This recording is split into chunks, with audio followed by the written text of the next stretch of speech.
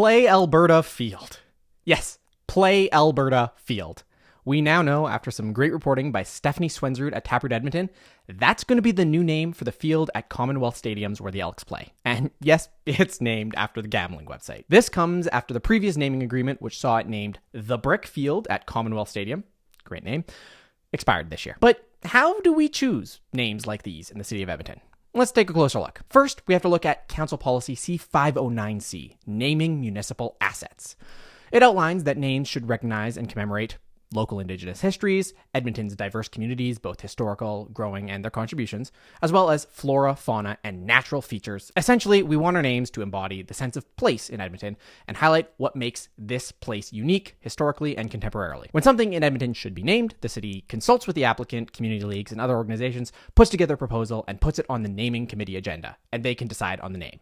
This naming committee is staffed of volunteers from the community. It's a council, board, and commission, and you can even apply to be on the naming committee. There's another policy, however, C477A, the Facility Name Sale Policy. It says, quote, a corporation or external organization may become the namesake of a municipal facility as recognition for its financial support. Council must approve the sale of these names, and they did approve the PlayAlberta name for the Commonwealth Field.